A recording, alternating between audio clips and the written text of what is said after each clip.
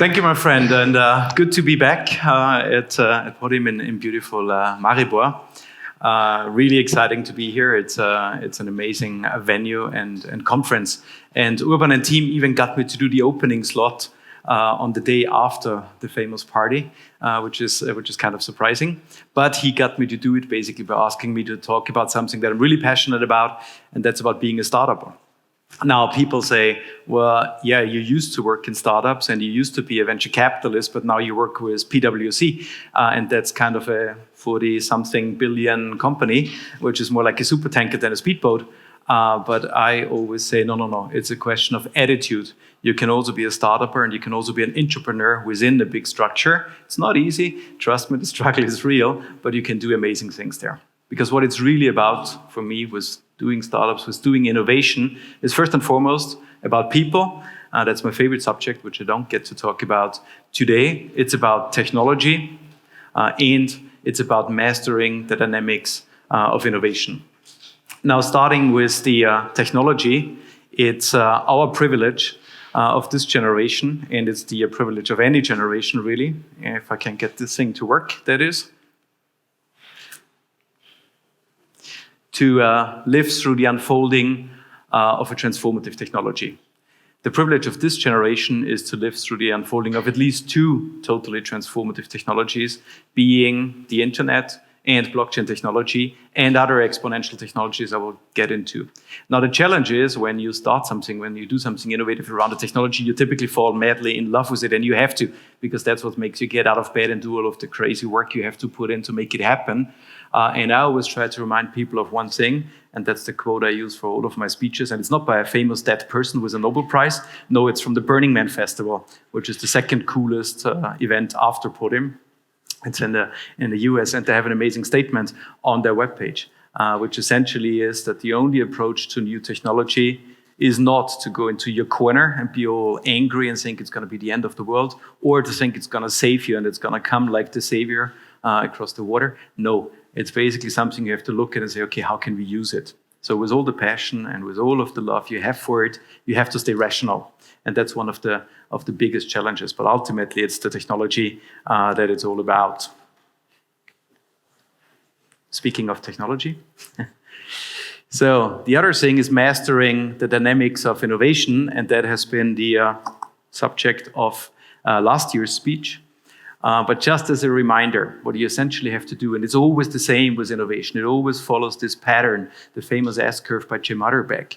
When you're in the early stages of something new, of something unfolding, you have to do the genius part. You have to radically invent. This is where the new ideas come out. The challenge is there's hundreds and thousands of players trying to do the new thing, and nobody knows which one is the one that wins, right? Until the dominant design emerges. But once the dominant design is there, everything shifts. The focus goes towards softer factors. Process, branding, scaling up. You need a different skill set, you need a different focus. Very difficult in my experience working with startups because, this shift onto the operational side is very, very difficult. Also, you need to distinguish whether you're in an established industry and you're basically moving things up the S-curve, making things better, more efficient, grander, or you're in a truly, truly disruptive environment, which is very, very rare. Everybody wants to be disruptive, but very few things are really, truly disruptive innovations. Most of them are evolutionary. Different business case you have to build against. If you're in an established industry, ultimately it will be about partnering, it will be about tapping into an ecosystem somewhere, somehow, whereas in a disruptive environment, you're basically building the future alongside the established industry, and there's actually not even a point talking to them because you will kill them in the long run. You will be talking to zombies, right? So you have to build from scratch, be totally inventive, and go out there. If you're working in a somewhat regulated industry, like my industry, the legal industry, you can't just be a lawyer. You have to be a lawyer to provide legal services. You can't just be a bank. You need a license. You need to understand and align the dynamics of innovation and regulation.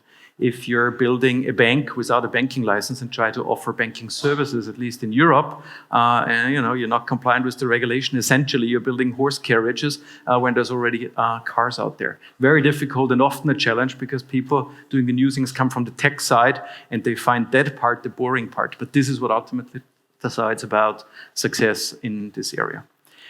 Now, why it's so exciting in this day and age is because everything is happening a lot faster, and we don't appreciate that. Now, I'm pretty sure that most of you have seen this slide. It's an internet meme. It's been reposted millions of times, which doesn't make it more correct because it's actually factually wrong, at least when you look at the databases. But what it says is that it took the telephone and the car and other innovations we appreciate today, something like 70 or more than 70 years to reach 50 million users, which is kind of the equivalent to 100% market saturation.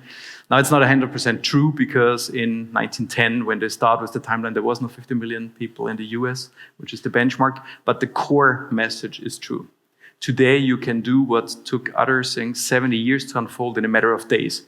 And the example usually brought here is Tinder or Angry Birds, which reached 50 million users in less than a month. So that is the power of today's networked internet society.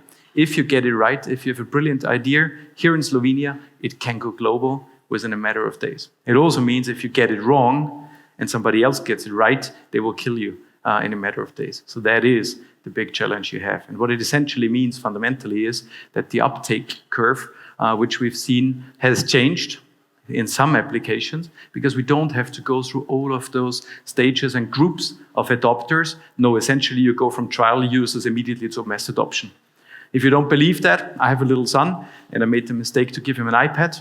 Right, so he's like playing around, and he comes home from school and he talked with his friends, and there's this new skin in his favorite shooter game or whatever, and he's got to have it immediately, right? So it starts with one kid. Within one day, all the kids in the village have it, and then it spreads into the city, the town, the continent, whatever. So that is the power of today. Also, we used to be in this illusion of satisfactory underperformance, as I call it. You started something with your 5 friends locally, and then you hoped that you were good enough to beat the world market, which you sort of went after in incremental steps. Well, today you can go after the world market. You can start here and now, and you can get the best people in the world to come together to work with you on that project, and I'll get into how this works. Exponential technologies, that's what's out there. We all know the acronyms, IoT, AI, VR, blockchain, etc. That's what's making it exciting. But the exponentiality comes out of the combination of those factors. So again, it's, as I said before, the privilege if you live through one of those technologies unfolding. Today, you get to do it multiple times. So there's a lot of chance out there, which is exciting because the past 10 years after the financial crisis were not so exciting. Everybody was busy with rebuilding and was cleaning up the rumble in the streets. So now it's an exciting new times. When you go to places like PODIM or when I go to the startup ecosystems in Switzerland, the crypto valley, the vibe is back. It's like in the end 90s when .com happened. People are collaborating, they're exchanging across borders, they're not sitting in their silos. So there's a beautiful, beautiful dynamic. And the really cool thing is when you think about it, we are moving away from a product space. The iPhone is not a product. The iPhone is a platform. Yes, Apple does provide the basic infrastructure, but really the apps on it are built by blurry-eyed children sitting in front of a computer somewhere in a Starbucks coffee. Right? It can happen from anywhere, everywhere. So you build on that. And you increasingly network those ecosystems. As I said before, it's not 5 guys and 2 girls and a dog in a room trying to do something out of nowhere. No, today you can bring together the best people from the world. You can network, you can build centers of gravity around the project and build it from there. What it ultimately will do, if you want to hear my vision, is we will move from the old pyramid structures, which we grew up with, to something that looks different. It's networked ecosystems. Why is that? When after the Industrial Revolution in the 19th century, or in the course of it, we all of a sudden needed to organize large groups of people. The only blueprints we had were the army and the Catholic Church, right? We can debate whether that's a good structure or not. It's clearly an efficient structure, but it definitely doesn't cut it anymore. Why? It's totally geared towards men, right? We have more amazing female talent coming to the table. They don't really function well in those structures because they think slightly different. Well, first of all, they think, right? And secondly, they interact in a different way. And thirdly, people today, they don't work by command. They want inspiration, they want meaning, they want a purpose. So you need a different way of incentivizing, of motivating people, and hence we're moving towards that. And again, it allows you to overcome those old structures that were in the hierarchy, which also usually leads to mediocrity, and mediocrity is the death usually of innovation and of moving forward. Now, legal industry, it gets getting really boring, but that's what I chose to work with. And why? Because it's an industry that really, really needs disruption.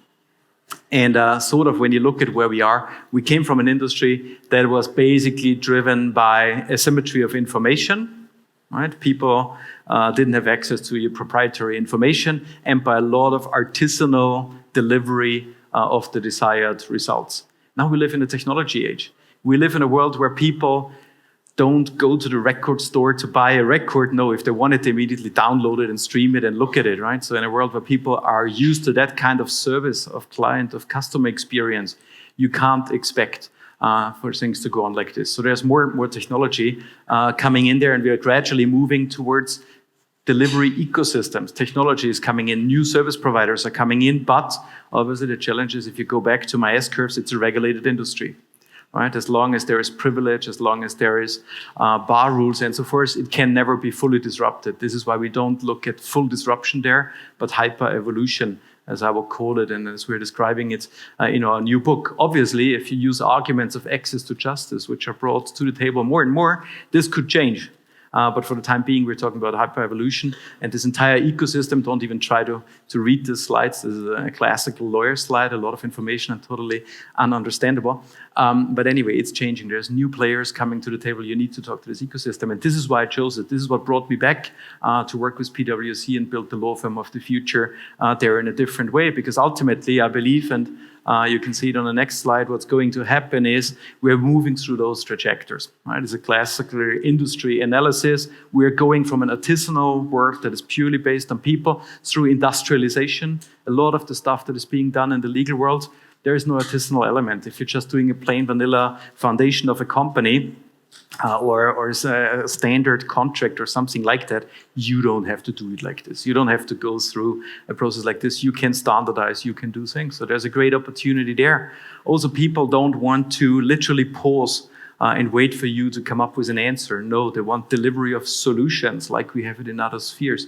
You need multidisciplinary delivery. We live in a globalized world, so it's great if you have an amazing Slovenian lawyer or Swiss lawyer, but the moment your company goes global, and we just established it can go global in day one, you need somebody to support you globally. So you need networks, you need really functioning global scale delivery systems to do that, and the beat goes on. So essentially to arrive at something that is effective, that is efficient, that is scalable, and has all of the other features, the industry must change. And this is what I've been doing for the past years. So as an entrepreneur, you can attack an entire industry and you can try to change it. And without patting my own shoulder too much, we started something like 7 years ago, and now we're in the top 10 in Switzerland, which is a very difficult market. We just last week or 2 weeks ago were ranked as one of the top law firms, which honestly, if you had asked me when I was in law school whether I want to join PwC, I would have said yes. If I'm an accountant or a tax expert, that's where the absolute number one. For legal, they were not on my map. So things are changing. It's the new kid on the block.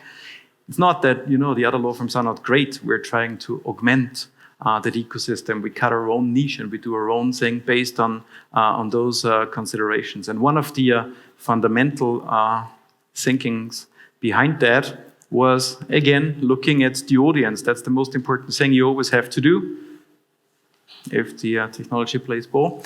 And in which I talked about also last year when I looked into how I select ventures and how I bring ventures to the table. The most important thing is always, before you do anything, talk about the audience, right? And talk to the audience. Ask your investors, ask your clients and so forth what they need. And basically I said, well, who are the stakeholders in my industry? First and foremost, it's about the talent. We live, as David Wilkins from Harvard Law School always puts it, and work in an elevator asset industry. We actually don't even have to lock our doors in the evening because our assets walk out and down with the elevator and leave the building, right? It's all about the people. So I had to think about, what do the people, our most important talent, look for, plus what are our clients looking for? And again, a few years from now, all the decisions will be taken by millennials, by and large, and women. Right? Going back to what I said before, they have a different way of looking at things. They want a different experience. They want a different service delivery. So this is where we started. We were thinking about how can we attract talent of the future to work with us? And how can we satisfy the needs of the future? And how can we deliver our services in a way that are aligned with what people will be expecting in the future? And this is where we started. And the things we've done, and again, this is not meant as a marketing speech, but just as an inspiration for you, is basically we built a multidisciplinary team. So I got around 100 lawyers now in my team, but we also got 20% of the staff who are non-lawyers. We got project managers, we got IT experts, so we can really truly deliver everything out of one hand. By the way, people always ask me, where did you find those models? I said, well, they work there, right? This is young, amazing people. You can inspire if you give them an enriching environment. We, day one, put a lot of money and a lot of belief behind technology. Seriously, when I started to work as a lawyer, I worked pretty much like my grandfather. Yeah, I had a computer rather than a typewriter, but other than that, it was paper and pencil and templates and whatnot. This is not how we roll today, right? So we started to build automated legal documents. We built an automated legal documents platform together with our friends in Partnerwine, an amazing startup from Zug in Switzerland. What was behind that? What was my thinking? When I today book a flight, I don't go to a travel agency. I go online. And when I book a hotel, well, I go online and I do look on TripAdvisor or other means and check it out. When I buy something on eBay, I look at the rating of the seller. When I buy something on Amazon, I look at the reviews provided by people. When I contract a lawyer, I buy a black box. I have no idea what they're doing. I have no idea who's actually delivering, and I have no idea about the quality. Do I think that this is sustainable? No, there will be transparency, the same thing. So this is what was one of the thinkings behind the platform. We said, look, we put it out there, people should rate it, and it will be cost efficient. How much are you willing to pay for an NDA? If you call me today, my hourly rate is, well, let's not go there, pretty high, and I feel bad about you. You're a startup company, and then, how much is an NDA worth? I don't really know, but I think 99 Swiss francs is a good price.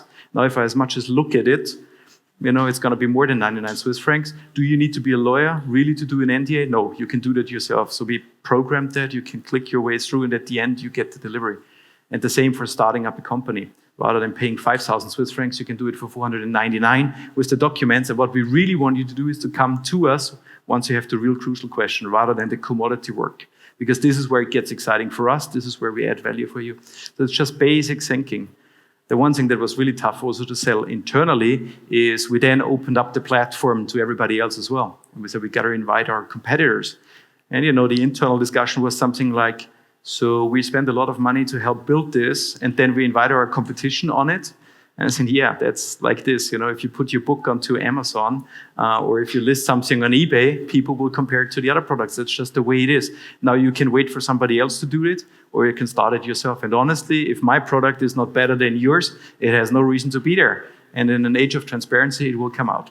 So it's those kinds of thinking that you need to apply. And the reason I'm telling you all of this is because it applies in every industry. It's the fundamental things. If you want to build something, first of all, foremost, and always, it's about the people. It's about working with inspiring people. And really in the morning when I get up, I would take a shot to my left arm for my team.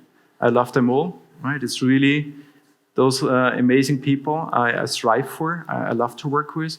Otherwise, if I have to spend my day with people I can't stand, can be the most amazing technology. I don't know how much money you would have to throw at me, I wouldn't do it. Secondly, it's about the technology, right? It's fascinating. If you don't like technology, innovation, you can do it in other spheres, but this is what accelerates everything. It's an amazing, amazing time to do it. And it's really about strategically maneuvering those dynamics of innovation, which you really, really need to get your heads around. It's a bit boring, but once you understand it, it's the key that unlocks the secret of how to do it. It's always been the same. When we talk blockchain, IoT, AI, yes, it creates new markets, it creates new opportunities, but the dynamic is always the same. And finally, it's the exponentiality. People always talk about things like the famous unicorns, Uber. Well, Uber is not a taxi replacement. Yes, it is, but it's so much more than a taxi, right? There's numbers out there, very difficult to verify, but people say the taxi market in San Francisco, where it all started for them, pre-Uber was something like 150 million US dollars a year. Today, the Uber market there is more than 400 or 500 million, and there's still taxis there, right? Yes, the price for medallions went down, but it's not that they killed taxis. No, they created so much more. In particular, they unlocked the value of resources, because something like 26%, according to some statistics, of Uber drivers didn't have a job prior to Uber. So what Uber really did is, in this sharing economy environment which we have entered, they unleashed the potential that is lying around. Thinking about it, I left Zurich 3 days ago. My car right now is sitting in the parking garage. It's costing me something like 50 Swiss francs a day. It's depreciating in value every day. It's doing nothing, right? I wouldn't mind it driving around with somebody paying for it. So this is this new opportunity we have out there to really close value gaps when we think out of the box. This is the power of exponential technology if we bring them all together. Could go on for hours talking about that, despite the fact that I'm a little tired from that. But there's a lot of information. I think we have a lot of thought leadership around that. If you're building something new, we like to help you and share that with you. So please, by all means, do feel free to reach out if you need any kind of information around any industry or whatever. If we have it, it's yours. We will get it to you. We've also started to put together a series of videos, which is called Appetite for Disruption, where we are interviewing people who have done it, rock stars, because building a startup and getting it out of the lab or out of the startup center is like getting a band out of a garage and arena, right? There's similarities there. So you have the stories from some of them. There is innovators and inventors like Elmar Mock, the Swatch inventors, and others. So it's out there on YouTube, and it's out there on the webpage. Just watch it. It's all free, and we're talking in detail about all of those things. And otherwise, here's all of my contact details, even my private Telegram. Thank you for that, team. And my Instagram, where you can message me or whatever channel is yours, just reach out.